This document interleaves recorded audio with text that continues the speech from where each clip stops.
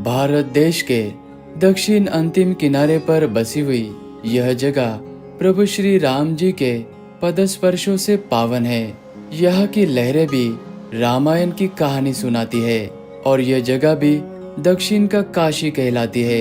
यह जगह है रामेश्वरम, जो कि भारत के 4 धामों में से और 12 ज्योतिर्लिंगों में से एक पवित्र तीर्थ स्थान है।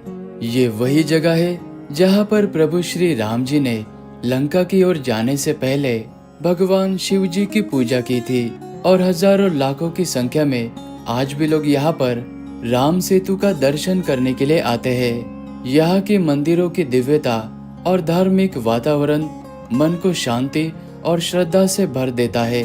तो रामेश्वरम में आप कौन सी दर्शनीय स्थलों पर जा सकते हैं और साथ ही में होटल, खाना और आपका कितना बजट आ सकता है, इस वीडियो में हम आपको रामेश्वरम यात्रा के बारे में संपूर्ण जानकारी देने वाले हैं। रामेश्वरम तक आने के लिए आप बस के माध्यम से, बाय रोड या फिर आप भी हमारी तरह ट्रेन के माध्यम से समुद्र के ऊपर बने हुए इस आइकॉनिक पंबन ब्रिज से गुजरते हुए ट्रेन से डायरेक्टली रामेश्वरम रेलवे स्टेशन तक आ सकते हैं। हम सुबह के 4 बजे यहाँ पर पहुँच चुके थे और अपने होटल रूम में थोड़ी देर रेस्ट करने के बाद हम निकल पड़े थे अग्नि तीर्थम की ओर।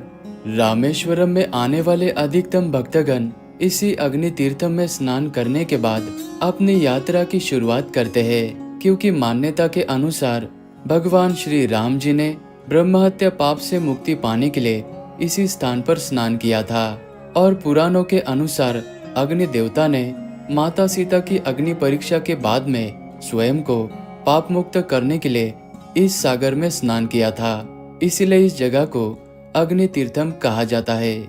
और ये है रामनाथ स्वामी मुख्य मंदिर। अग्नि तीर्थम में स्नान करने के बाद भक्तगण मंदिर के इस नॉर्थ गेट यानी कि उत्तरी प्रवेश द्वार से मंदिर के भीतर प्रवेश करते हैं और मान्यता और प्रथा के अनुसार मंदिर परिसर में बने हुए इन 22 कुंडों के जल से स्नान करने के बाद अपने गीले वस्त्रों को बदलने के बाद सभी दर्शन करने के लिए जाते हैं। मंदिर के अंदर चलकर जाते वक्त आपको इस मंदिर की भव्यता और दिव्यता का एहसास होगा, क्योंकि यह मंदिर अपने 1200 मीटर लंबे और 1212 नक्काशीदार स्तंभों से बने हुए कॉरिडोर यानी कि स्तंभनुमा गलियारों के लिए यह विश्व प्रसिद्ध है। और रामायण के अनुसार प्रभु श्री राम जी ने रावण का वध करने के बाद अपने ब्रह्महत्या पाप से मुक्ति पाने के लिए रामेश्वरम में भगवान शिव जी की पूजा की थी। तो उन्होंने इसीलिए हनुमान जी को हिमालय से शिवलिंग लाने के लिए भेजा था, लेकिन सूर्यास्त होने के लिए थोड़ा ही समय बचा था और हनुमान जी देरी से लौटे तब तक माता सीता ने समुद्र तट की रेत से एक शिवलिंग बना लिया था। वो शिवलिंग रामलिंगम कहलाया था और हनुमान जी के द्वारा लाए गए शिवलिंग को विश्वलिंगम कहा गया। आज भी मंदिर के गर्भगृह में रामलिंगम और विश्वलिंगम के बहुत ही अद्भुत दर्शन होते हैं और ज्योतिर्लिंग के पास में बहुत ही खूबसूरत माँ पार्वती जी के भी दर्शन होते हैं। और एक दर्शन करने के बाद हम निकल पड़े धनुषकोडी की ओर, जहाँ पर राम सेतु है। लेकिन रास्ते के बीच में सबसे पहले आपको ये कोदंड रामर मंदिर नजर आएगा। भक्तगण यहाँ पर पहले दर्शन करते हैं। पुराणों के अनुसार ऐसा कहा जाता है कि प्रभु श्री राम जी ने यहीं पर रावण के छोटे भाई विभीषण से पहली बार भेंट की थी, जब विभीषण ने अपने भाई का साथ छोड़कर अधर्म का विरोध कर प्रभु श्री राम जी की शरण ली थी। युद्ध के बाद में प्रभु श्री राम जी ने यहीं पर विभीषण का राज्याभिषेक किया था, जिससे वह लंका के राजा बने थे। और इस मंदिर के गर्भगृह में धनुषधारी श्री राम जी, लक्ष्मण जी और माता सीता, हनुमान जी और विभीषण एक ही गर्भगृह में विराजमान है। इस तरह से यह मंदिर भक्ति, मित्रता और धर्म का प्रतीक कहलाता है। और ये जगह है धनुषकोडी, जिसे अरिचल मुनाई भी कहा जाता है। अपनी भारत की आखिरी सड़क यहीं पर खत्म हो जाती है, क्योंकि इसके आगे बंगाल की खाड़ी और हिंद महासागर हजारों किलोमीटर तक फैला हुआ है। और माना जाता है कि ये वही स्थान है, इसी जगह से राम सेतु का निर्माण कार्य शुरू किया गया था। प्रभु श्री राम जी के आदेश पर नल और नील नाम के वानरों ने अपने संपूर्ण वानर सेना के समेत श्रीलंका तक जाने के लिए राम सेतु का निर्माण इसी जगह पर किया था। और प्रभु श्री राम जी ने अपने धनुष के अग्रभाग को यानी कि कोड़ी से समुद्र को छुआ था, इसीलिए इस जगह को धनुषकोडी नाम पड़ा। और धनुषकोडी गांव में आपको ये लाइट हाउस भी नजर आएगा।